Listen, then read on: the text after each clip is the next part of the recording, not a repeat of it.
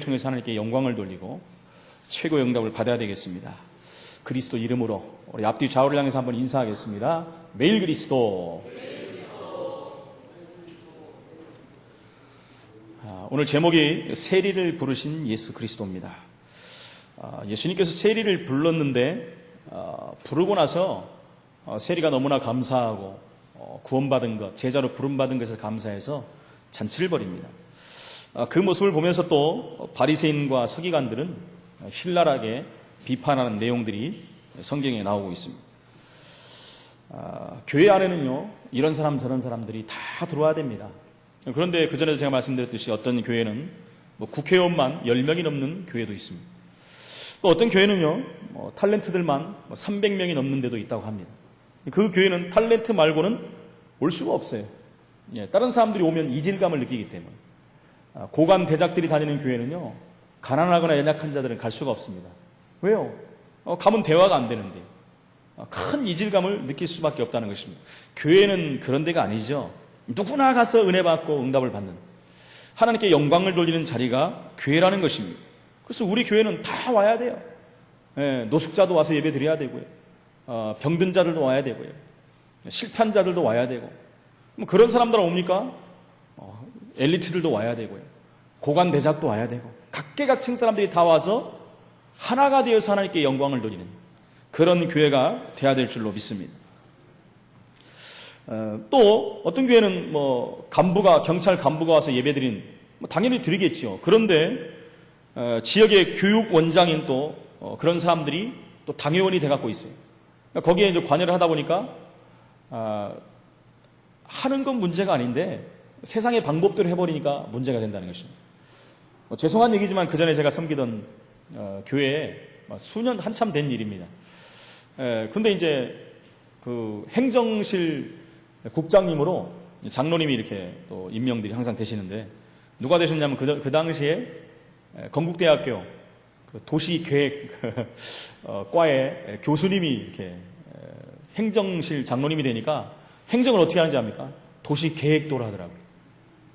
서울에 있는 모든 구역을 도시계획에 의해서 다 나눠버리고, 그거 쫓아가느라고 교육자들이 얼마나 힘든지. 그렇게 해야 된대요. 정상이라는 거예요. 그래서 어떻게 합니까? 따라가야지 어떻게 해요. 그분이 결국은 한 2년 정도 하시고 결국은 내려오시더라고요. 왜요? 교회 행정은 그런 행정이 아니거든요. 세상 행정으로 하는 것이 교회가 아니거든요. 세상법으로 교회를 운영하는 것이 아닙니다. 그리고 또 얼마 있다 보니까 이제 큰 회사를 운영하는 장로님이 또 행정실에 또 국장님이 딱 된 거예요. 완전히 회사를 경영하는 식으로 해버려요. 너무너무 힘든 거예요, 교육자들이요. 교육자들은 회사 직원이 아니지 않습니까? 근데 직원들을 다루듯이 막 해버리고, 모든 것을 그런 식으로 이끌어가 버리니까, 나중에 가서 또 하나님이 2년 있다 조용히 내리시더라고요. 행정은 그렇게 하는 게 아닙니다. 그 다음에는 또 역시 사업하는 분들이 많으니까 그 장로님이 있었는데, 제가 보기에는 너무나 복음적으로 행정을 하시더라고요. 얼마나 교육자들도 편안하고, 일단 행정실과 교육자들이 이게 맞아야지 사역이 되거든요. 근데 그게 안 돼버리면, 엇박자가 나버리면 굉장히 힘듭니다. 근데 행정실과 교육자들 사이에 이게 커뮤니케이션이 되니까 사역에 탄력을 받고 교육자들이 힘을 얻는 것을 볼 수가 있는 것입니다. 그래서 교회는 누구나 올 수 있습니다. 누구든지 또 자리를 맡아야 되는데, 가장 중요한 것은 세상 방법대로 하면 안 된다는 것이죠. 사람들은 그런데요, 대개 권력을 갖거나 명성을 갖거나 또 부를 갖고 있는 사람들을 좋아하고 또 그들을 따라갑니다. 요즘에 전두환 전 대통령 때문에 말이 많지 않습니까? 그분이 있을 때는 사람들을 굉장히 잘 다스렸어요. 지금도 자기 밑에 있는 사람들이요, 생명 걸고 따라다닙니다. 안 불어요. 한마디로 하면 안 불어. 왜 그런지 압니까? 받은 게 너무나 많아. 만약에 불었다간 자기도 다 내놓고 다 감옥에 가야 됩니다. 근데 사람을 얼마나 잘 다스린지는 모릅니다. 밑에 있는 사람들, 수하들. 전두환 대통령이 돈이 있으니까 돈으로 사람들을 다 다스렸어요. 물론 카리스마도 있겠지만. 심지어 아들 결혼하는데 차남 결혼식 때도 수십억이 들어오고 그러지 않습니까? 왜요? 아니까. 그분이 최고 권력자라는 걸 아니까. 거기에 아부하면 무엇이 자기에게 돌아오는지를 아니까. 근데 여러분, 교회에서까지도 그러면 안 된다는 것입니다. 제가 보면 교회에서도 그렇게 하는 사람들이 있어요. 우리 교회를 말하는 게 아닙니다. 교회는 그런 곳이 아니라는 것입니다. 그래서 예수님께서는요, 오늘 말씀에 세리를 부르셨다라고 말씀합니다. 이 본문을 통해서 우리가 무엇을 깨달아야 되겠습니까? 여러분, 당시의 세리는 그 이전에 레위를 부르셨다는, 레위가 누굽니까? 마태라는 사람이에요. 마태라는 제자입니다. 마태복음에 나오는. 여기서는 레위라고 불러요. 똑같은 이름입니다. 원래 이름이 레위라는 이름이었는데 마태라는 이름은 예수님께 부름을 받고 제자로 쓰임 받으면서 그때부터 부른 이름입니다. 새로운 이름이 주어진 것이죠. 그런 사람이었는데 그 레위는요, 특히 세리였는데 유대 사회에서 가장 멸시천대를 받는 최하위에 있는 계층이었습니다. 사람들이 인정을 안 하는, 그러니까 한마디로 말하면 창녀나 가장 미천한 자들과 동류로 취급을 받았어요. 아니, 그보다 더 못한 존재로 취급을 받았다는 것입니다. 왜 그렇습니까? 그것은 세리가 같은 유대인들 동족들에게서 세금을 징수했는데, 무거운 세금을 징수했습니다. 그때 로마 사람들이 이스라엘을 점령하고 속국으로 삼던 시대였어요. 세금을 걷어들이는 데 있어서 머리를 쓴 거 아니겠습니까? 머리를 썼는데 이스라엘 백성 유대인들 중에서 가장 질이 안 좋은 사람들, 지금으로 말하면 이제 깡패, 그런 전력이 있었던 이런 사람들을 불러가지고 얼마만큼은 걷어와서 로마 정부에 바치고 나머지는 네가 알아서 해라. 그러나 너무 바치는 마라. 이렇게 했거든요. 너무 바치는 마라인데 그것이 어느 정도 압니까? 어느 정도인지 압니까? 그래서 때로는요, 로마에 바치는 세금보다 더 많이 걷어버려요. 200만 원을 걷는다면 한 500 받아가지고 200 바치고 300은 인마에 포켓해버리고. 이런 일이 계속되니까요, 로마를 등에 업고 하니까 안 낼 수도 없고요. 굉장한 국민들에게 원성을 듣고 원망을 듣고요. 그래서 저것은 인간도 아니다! 이럴 정도로. 우리가 옛날에 일제시대를 겪었지만 그때도 그런 일이 있지 않습니까? 그것을 우리가 앞잡이다, 일제 앞잡이 해가지고 같은 우리 조선 사람들을 괴롭히고 앞장서갖고 어려움을 만드는 사람들, 저건 X만도 못하다 그러지 않습니까? X라는 것은 개를 말합니다. 역시 그 당시에도 그랬어요. 이 세리를 갖다가 인간이 아닐 정도로 취급했던 그런 시대입니다. 이처럼 그런데요, 반민족적인 사람들, 착취자, 이런 사람들을, 인간 취급을 받지 못한 사람, 그 세리를 예수님이 불렀다는 것입니다. 여러분, 여기에서 우리는 무엇을 깨달아야 되겠습니까? 예수님은요, 가장 연약하고 부족하고 천한 사람들을 부르신 것입니다. 그렇다면 그러면 여러분, 부자, 잘 나가는 사람, 엘리트는 안 부르십니까? 그런 의미가 아닌 것은 여러분들이 더 잘 알 것입니다. 그래서 오늘 말씀해 보니까 첫 번째는 죄인을 부르시는 예수 그리스도입니다. 오늘 말씀에 분명히 의인을 부르러 온 것이 아니다 그랬어요. 죄인을 부르러 오신 예수 그리스도. 하나님께서는 사람을 부르실 때는 죄인을 불러 회개시키기 위함이다 라고 성경은 말하고 있습니다. 그 죄가 어떤 죄입니까? 로마서 3장 23절에 보니까 모든 사람이 죄를 범하였으며 하나님의 영광에 이르지 못했다. 그 죄는 하나님을 떠난 죄입니다. 하나님을 불신하는 죄입니다. 교만에 들어온 죄입니다.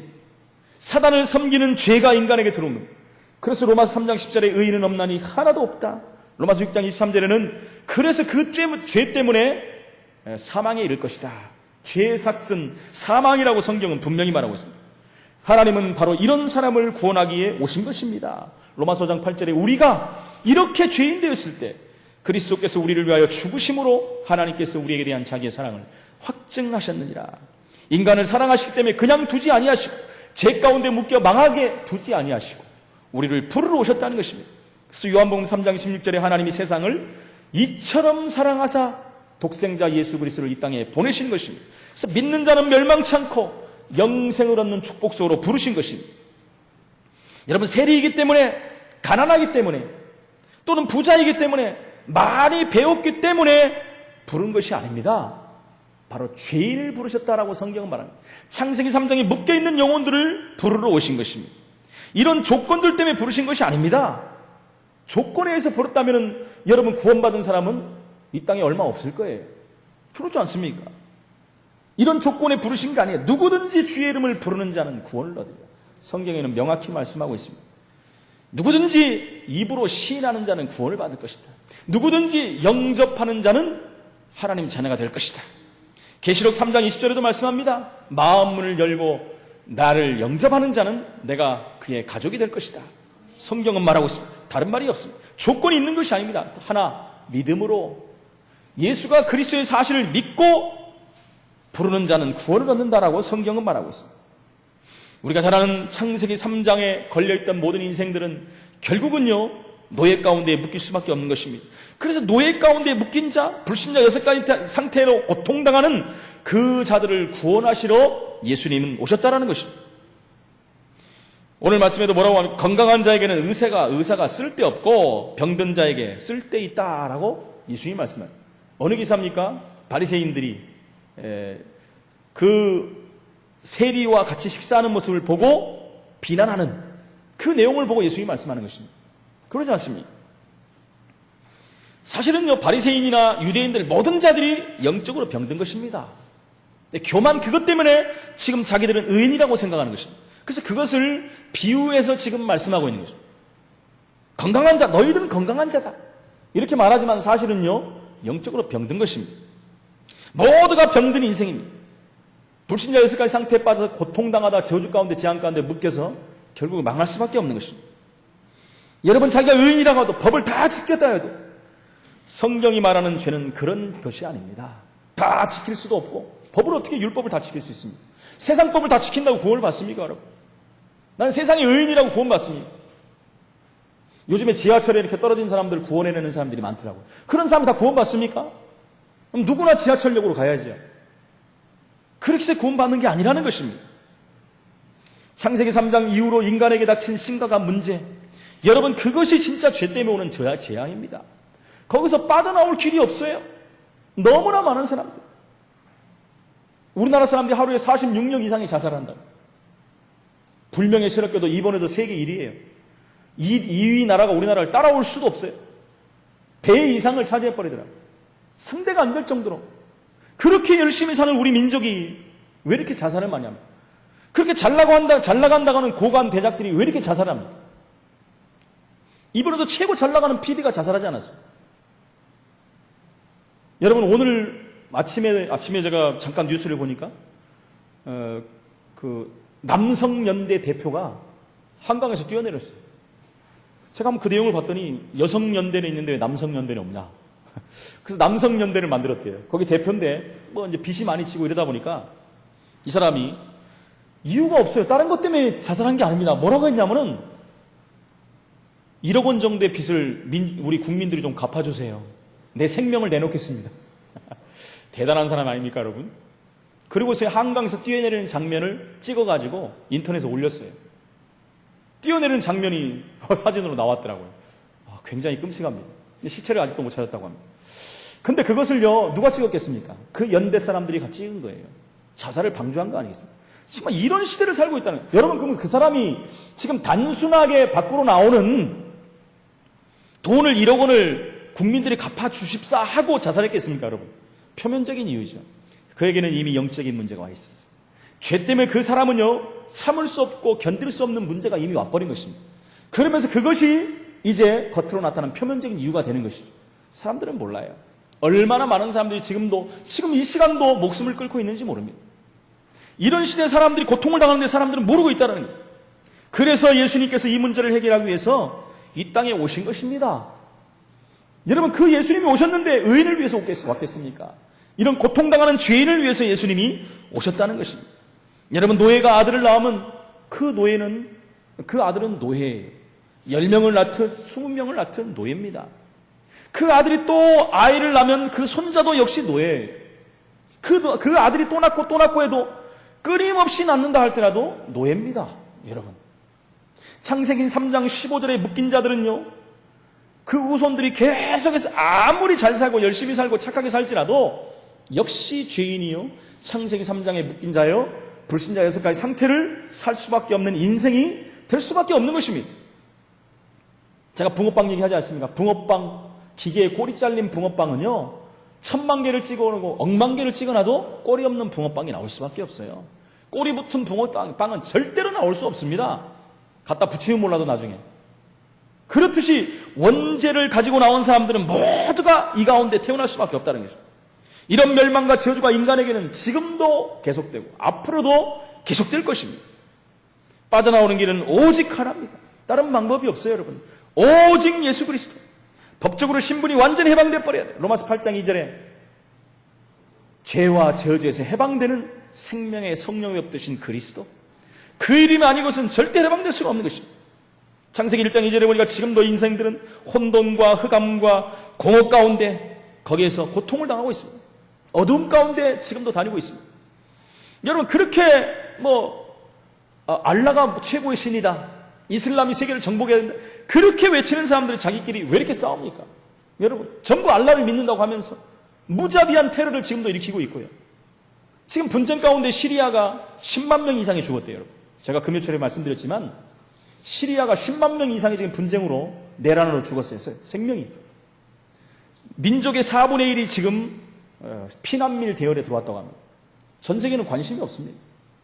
여러분, 한두 명도 아니고 10만 명이 죽었다고 생각해 보십시오. 심각한 겁니다, 지금. 지금 지구 반대편에서는 이런 일이 일어나고 있어요. 그 민족은 무슬림 국가입니다. 자기 나름대로 알라를 잘 믿는다고 합니다. 알라가 정말 하나님이라면 그 생명들을 무자비하게 죽이면 안 되겠습니다. 같은 다 알라를 믿는 자들이에요. 뭐가 안 맞아서요? 방향이 안 맞는다고. 서로 자기 지도자를 믿어야 된다고. 여러분, 이런 시대가 지금도 도래하고 있다는 것입니다. 지금도 이 순간에도 수많은 민족들이 수많은 세계에서 고통을 당하다가 소리 없이 죽어가고 있는 것을 우리는 확인해야 됩니다. 그 많은 혼돈과 흑암과 공허 가운데 전 세계가 지금도 말려있다는 것입니다. 이 사실 앞에 우리의 경험이 필요 있습니까, 여러분? 이 사실 앞에 우리 살아온 방법들이 필요가 있습니다. 세상적인 방법이 필요합니까? 여러분, 영적으로 고통당하다 죽어가는데 우리의 열심으로 이들을 살릴 수 있습니까? 절대로 될 수 없는 것입니다. 절대로 안 되는 것입니다. 하나님만이 이 일을 하실 수 있는 것입니다. 인간은 이래다가요, 이제는 완전한 재앙과 죄악과 운명과 사주팔주, 점술, 무속, 역술, 우상 가운데 빠졌어. 완전히 나락 가운데 무너져 버립니다. 그것이 사는 방법이라고 쫓아가는 것입니다. 세상의 모든 사람은 보십시오. 귀신을 쫓는 마귀를 쫓는 무속인들을 따라가지 않는 사람들이 거의 없습니다. 문제 생겨보십시오. 스스로 노력하다 안 되면 거의 쫓아갑니다. 여러분, 그것이 지푸라기도 잡는 심정이라는 것입니다. 그분들을 탓하면 안 돼요, 여러분. 모르기 때문에 그렇습니다. 그래서 그분들에게 복음이 전달돼야 돼요. 그것이 우리의 사명입니다. 모르고 가는데 어떻게 하겠습니까? 모르고 가다 늪에 빠져버리면 어떻게 하겠습니까? 모르고 가다가 며칠 전에 70이 넘은 할아버지 한 분이 산행을 나갔는데 실종이 됐어요. 이제 경찰 병력이 40명, 60명 이상이 동원돼 갖고 다 찾아다닙니다. 그리고 결국이요, 3일인가 4일 만에 찾아냈어요. 봤더니요, 깊은 구렁텅이에 빠져가지고 목만 나와 있는 거예요. 여러분, 비가 너무 많이 와갖고 길을 갔는데 길에 빠져버린 거예요. 이 노인이 힘이 없는 거예요. 왜요? 중풍병까지 있는 분이라서 지팡이 짚고 가다 빠져버린 거예요. 여러분, 누가 건지자면 건질 수가 없는 것입니다. 죽기 일보 직전에 살아난 것입니다. 그런 구렁텅이에 빠져 있는 사람을 누가 살립니까? 혼자 스스로 나올 수가 없습니다. 그분이 70평생을 살았는데 살아온 경험들이 얼마나 많겠습니까? 그렇지요? 지식도 있고 지혜도 있고 목소리가 안 나오겠습니까? 혼자 스스로 빠져나올 수가 없어요. 한번 묶여버리면 끝나는 것입니다. 누가 도와줍니까? 결국 경찰들에게 발견돼가지고 살아난 것이에요. 여러분, 지금도 이런 구렁텅이에 재앙 가운데, 죄악 가운데, 운명과 사주팔자 가운데 묶여서 고통당하고 무너져가는 사람들이 얼마나 많습니까? 근데 거기 빠져나오는 길이 없어요. 방법이 없어요. 점점 스스로 노력하다 점점 빠져가는 것입니다. 거기서 구원할 자는 누굽니까? 복음 가진 저와 여러분이에요. 우리 힘으로 할 수 있습니까? 예수 그리스도 이름으로 그들을 살려내야 되는 것이 하나님의 소원이요, 하나님의 계획이라는 것입니다. 두 번째는 예수님은 구원받을 자를 부르신 것입니다. 구원받을 자를 부르셨어요. 모든 것을 버리고 오늘 레위인은 예수님을 따랐다라고 성경은 말하고 있습니다. 사도행전 13장 48절에 보니까 영생주기로 작정된 자들은 다 믿더라. 할렐루야. 영생주기로 작정된 영혼들은 다 믿더라. 이게 굉장히 중요한 말씀입니다. 우리 장로교회의 근본 사상입니다. 예정론을 말하는 것입니다. 준비되어 있다라는 거예요. 하나님의 시간표에. 금요칠 할 때 제가 말씀드리지 않습니까? 우리 정성 집사님 남편이 예수님을 영접하셨어요. 하나님의 시간표가 된 겁니다. 영생주로 작된된 영혼입니다. 근데 하나님의 시간표가 이번 주간에 걸린 거예요. 그분이 복음을 받고 예수님을 간절히 영접했어요. 얼마나 감사합니까, 여러분? 여러분의 아직 돌아오지 않는 모든 가족들도 하나님의 영생주로 작전된 영혼이라면 하나님의 시간표에 반드시 돌아올 것입니다. 그런데 우리 자녀와 우리 남편, 우리 가족들이 어떻게 영생주로 작전된 영혼이 될 수 있습니까? 주 예수를 믿으라, 그리하면 너와 내 집이 구원을 얻으리라. 내가 주 예수 믿었기 때문에 우리 모든 가정 가문은 복음 속에 들어올 줄로 믿습니다. 예수님께서 레위를 치히 부르시니 모든 것을 버리고 일어나 따랐다라고 성경은 말하고 있습니다. 마태복음 4장 19절로 20절에도 예수님께서 고기 잡는 베드로와 안드레 두 형제를 부르시고 요한을 부르시고 야고보를 부르셨습니다. 그때 그들은 그물을 버리고 바로 예수님을 따랐다라고 했습니다.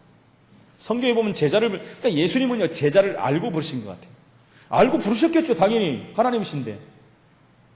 그냥 그들에게는 다른 말이 없어요. 부르실 때 바로 모든 것을 내려놓고 예수님을 따랐더라. 엘리야가 엘리사를 부르실 때 12결의를 다 내려놓고 예수님을 따라갔어요. 잔치를 벌이고 따라갔습니다. 소를 잡아갖고 독리잔치를 벌이고 따라갔어요. 오늘 나오는 이 레위도 하나님 앞에 큰 잔치를 벌여요. 사람들을 불러놓고. 여러분, 이게 그냥 큰 잔치를 불렀다는 의미는 하나님께 영광 돌리는 시간표라는 것입니다. 여러분, 구원받을 시간에 구원받을 자는 하나님을 부르시는 것입니다. 준비해놨다가 누구에게요? 구원의 비밀을 알고 누리고 있는 전도자들 통해서 구원받을 자를 하나님의 시간표에 예비해 두시는 것입니다. 고린도후서 6장 2절에 보니까 보라, 지금은 은혜 받을 만한 때요. 보라, 지금은 구원의 날이로다. 은혜 받을 때요, 구원의 날이라는 거예요. 구원에 놀라운 하나님의 시간표가 있다는 것입니다. 세리는 예수님을 만나 모든 것을 버리고 인생의 주인으로 예수님을 따라간 것입니다. 생명의 주관자가 누구인지를 분명히 알았기 때문에 예수님이 그리스도인 것을 알았다는 것입니다. 그를 따라간 것입니다. 여기서 예수님을 따르는 자들이 가져야 할 제자의 자세를 보여주고 있는 것입니다.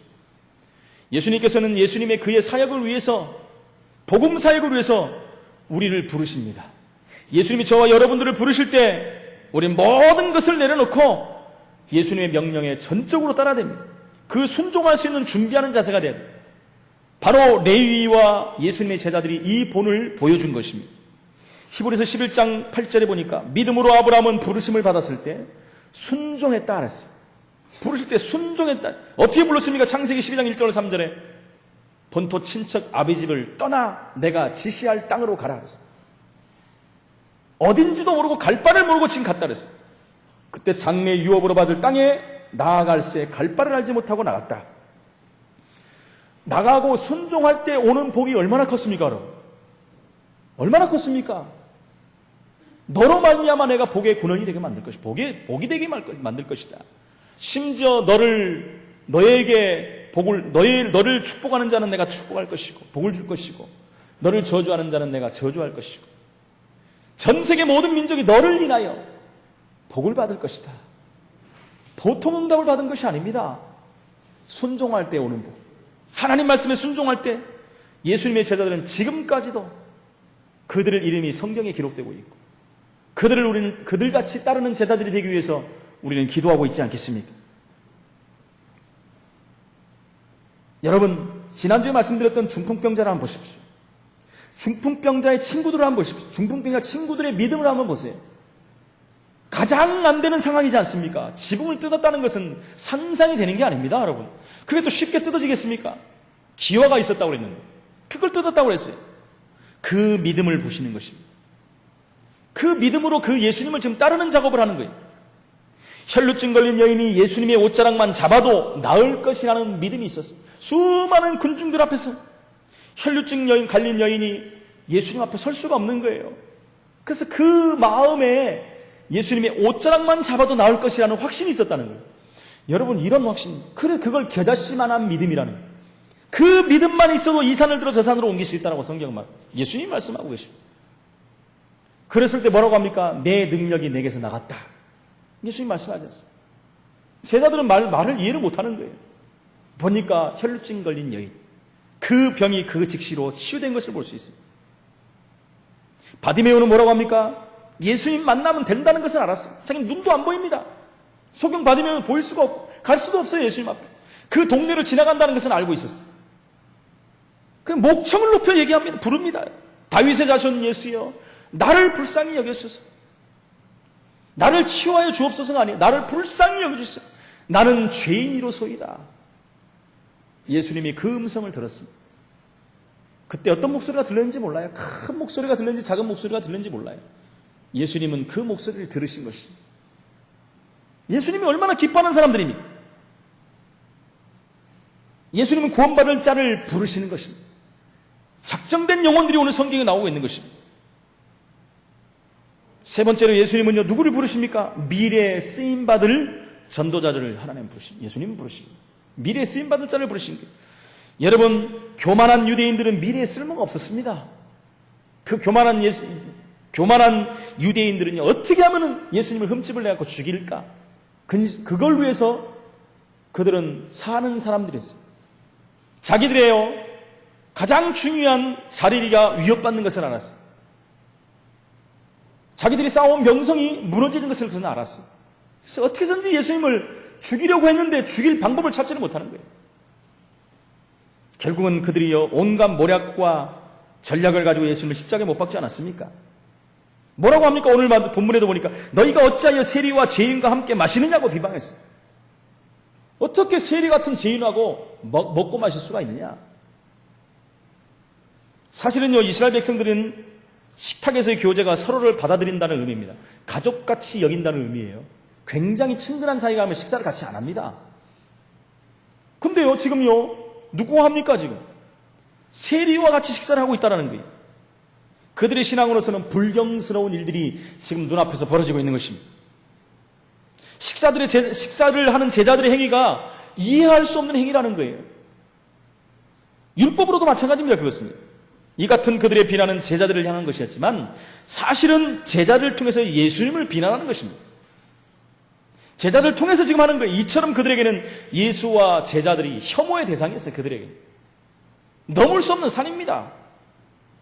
예수님이 그냥 하십니까? 지금 말씀을 통해서 온갖 역사를 지금 일으키고 계시는데, 여러분, 예수님이 하시는 일들을 유대인들이 다 봤어요. 그렇지요. 병자도 치유하고 귀신도 쫓아가고 심지어 바람과 파도까지도 잠잠케 되고 온갖 고칠 수 없는 병들이 다 고침받았어요. 말씀이, 구약의 말씀이 그대로 성취되는 걸 봤어요. 여러분, 그래도 안 믿었어요. 뭐만요? 오직 교만이 그들을 장악하고 있었습니다. 여러분, 교만이 들어가 버리면요, 안 보이게 돼 있습니다. 교만이라는 건 뭡니까? 내 자신이 올라가는 겁니다. 내 자신을 내려놓지 못하고는 절대 예수를 믿을 수 없습니다. 여러분, 내 자신을 내려놓지 않고선요, 하나님 말씀이 들리지가 않습니다. 절대로 안 들립니다, 여러분.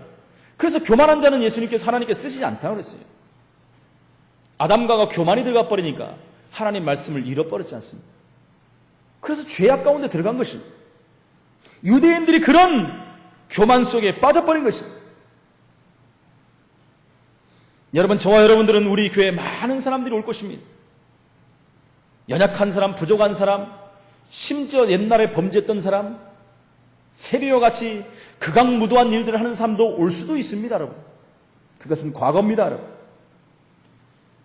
하나님의 백성이 된 지체의 과거를 우리는 물을 수 없어요. 세상적으로도 용서를 받아 더 중요한 건 예수님이 용서한 것입니다. 예수님이 끝내버렸다는 것입니다. 그 과거를 가지고 비방해서는 절대 안 됩니다. 우리는 그리스도의 피를 나눈 형제, 자매임, 하나님은 우리를 부르신 지체입니다. 더욱 그 사람의 인격은 더 이상 과거의 흔적을 가지고 있지 않습니다. 끝난 것입니다. 새로운 인격이 됐어요. 즉, 새 사람이 됐다는 거예요. 우리가 잘 아는 고린도후서 5장 17절에 보니까 그런즉 누구든지 그리스도 안에 있으면 새로운 피조물, 이전 것은 지나갔으니 보라 새 것이 되었노라. 이전 것 땡겨가지고 비방하면 안 됩니다. 어떻게 해요? 그리스도 이름으로 새 것이 됐어요. 새로운 창조물이 됐다는 것입니다. 예수님은요, 미래를 놓고 세계보아 리더로 세리를 부르신 것입니다. 예수님의 12제자 속에 들어가는 마태가 된 것입니다. 여러분, 그렇게 비방했고 비판했던 유대인이 이겼습니까? 결국 그들은요, 어떻게 됐습니까? 초대교회가 이겼죠. 유대인은 나중에 국가와 민족까지 다 없어져 버렸어요. 다 없어졌어요. 아시다시피 역사에 1800년 동안 방황하고 세계를 떠돌아다니는 민족이 됐습니다. 우리 잘 아는 600만 명 이상이 히틀러를 통해서 학살이 됐어요. 그러나 세리와 초대교회 성도들은요, 세계를 정복하는 인물들이었습니다. 최고의 응답받는 저와 여러분이 이 자리에 앉게 만든 사람들이 그 사람들입니다, 사실. 그 복음이 땅끝까지 이르러 우리에게까지 온 거예요. 어느 것이 맞습니까? 예수님께서는 가장 연약한 세리 레위를 불러서 미래를 보고 불러서 구원에 놀라운 축복을 주시고 제자로 삼으신 것입니다. 어떤 면에서는 저와 여러분이 대단해서 부르신 건 아닙니다. 뭐 대단한 분들도 계시지만 그것 때문에 부른 것이 아니라는 것입니다. 바로 미래의 복음운동에 쓰임받는 제자로 저와 여러분을 부르신 것입니다. 여러분 국회의원을 불러서 쓸 수도 있습니다. 그렇지만 저와 여러분이 더 중요한 것입니다. 그래서 미래의 능력과 사명을 주시려고 레위를 불렀습니다. 그를 훈련시켜서 세계를 정복하는 전도자로 제자로 삼으신 겁니다. 여러분 그래서 우리가 복음을 못 깨달은 옛날에 유 목사님이 그런 얘기 하지 않습니까? 복음 못 깨달은 수녀보다 복음 깨달은 창녀가 미래를 봐서는 소망이 있다라고 했어요. 근데요 그런 사람 지금 있어요. 근데 수녀가 돌아와갖고 지금 복음 전한 전도자가 됐대요. 집회 때마다 만납니다. 임마누엘 부산교회에 있는 순회에서 돌아온 분이 있어요. 그분이 지금 목사가 여자 목사님 되셨습니다. 복음을 얼마나 잘 전하시는지 몰라요. 지금도 자주 만납니다. 집회 가면. 그리고 제가 서울교회 사역했을 때 이 강서구에도 그 분이 전도한 수녀가 또 계세요.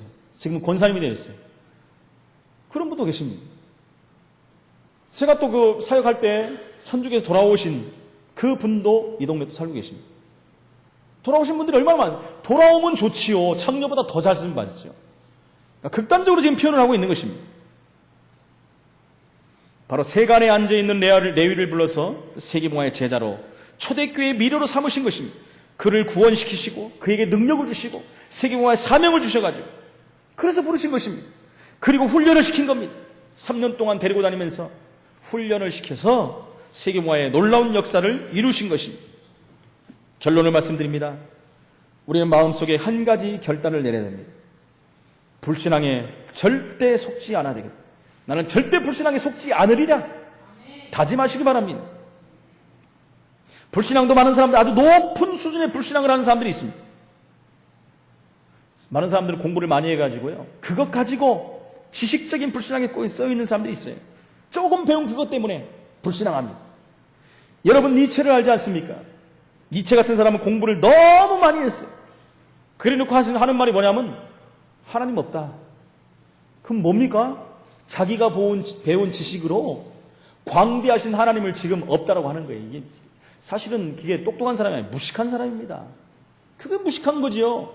살아계신 하나님을, 천지 만물을 창조하신 하나님을, 지금도 니체의 생명을 주관하신 하나님을 없다고 해버리잖아요. 뭐 가지고요? 자기 배운 지식 가지고. 열심히 배웠다고 하는 지식으로 하나님 없다 하는 거예요. 여러분 그 정도로 끝난 것이 아닙니다. 한 단계 또 뛰어넘어서 하나님은 죽었다라고까지 해버렸어요. 하나님 죽었다. 없는 정도가 아니라 하나님 죽었다.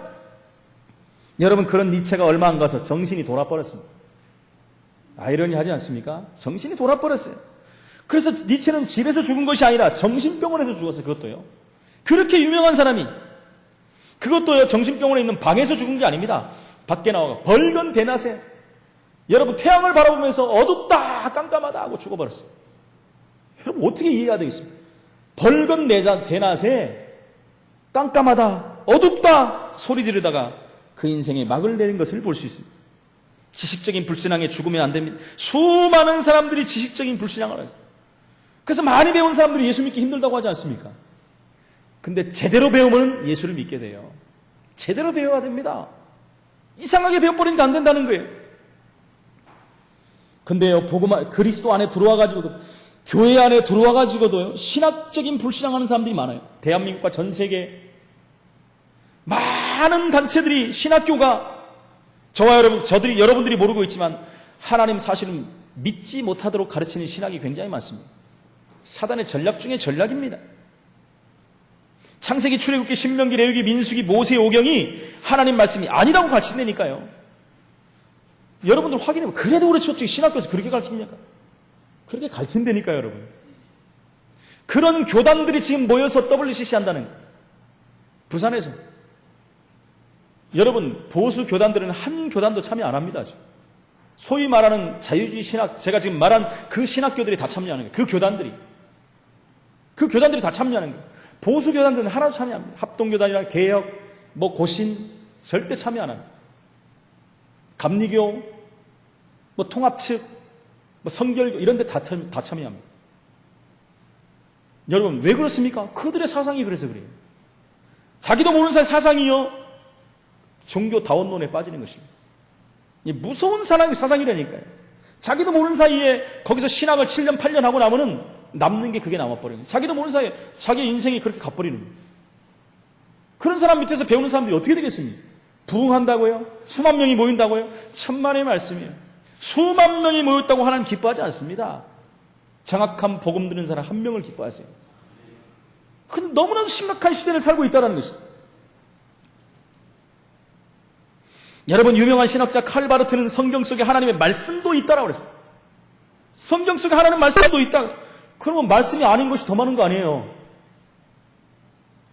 근데 이 신학자가 세계 최고 신학자라는 거예요.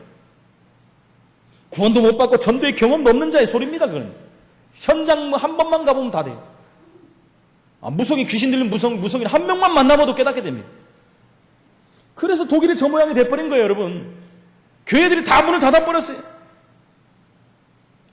에밀리 브루너라는 독일의 신학자가 있습니다. 그 사람이 뭐라고 했습니까? 성경 말씀을 너무 믿어버리면 그 우상숭배다.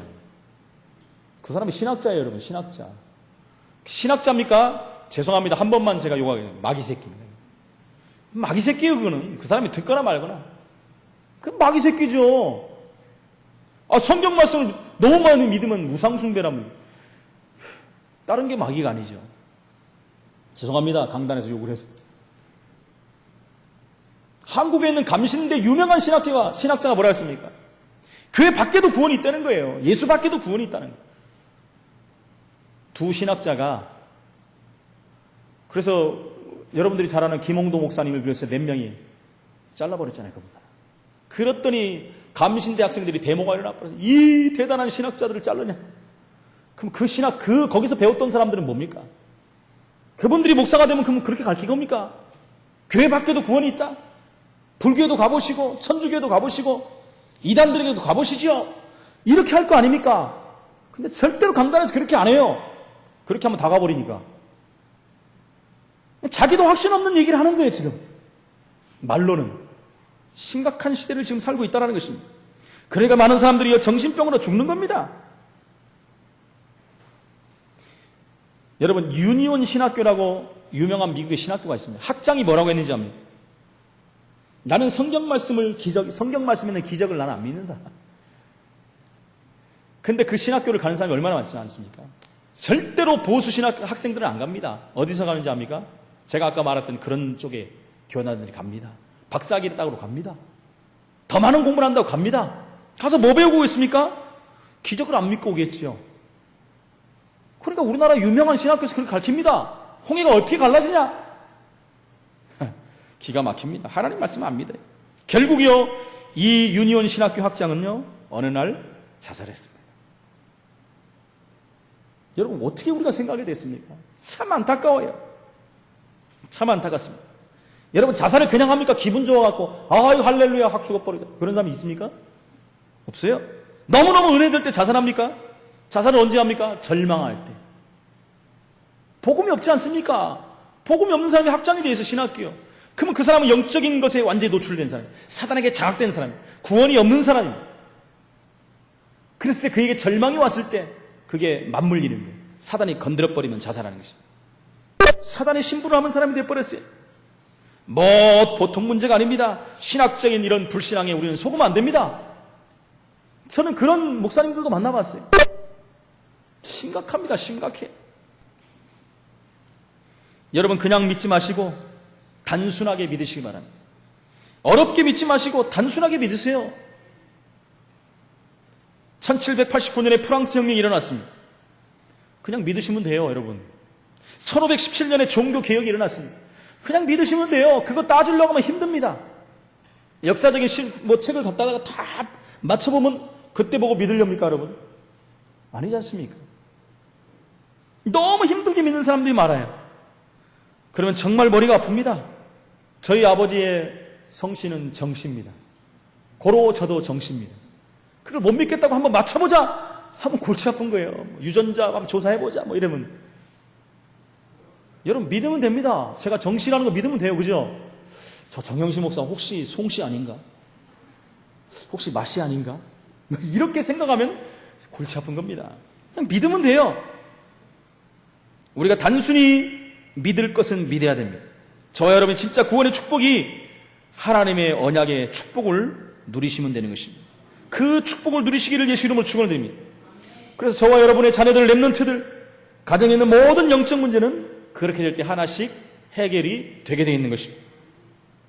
저와 여러분은 세밀한 응답이 온다는 것을 알게 될 것입니다.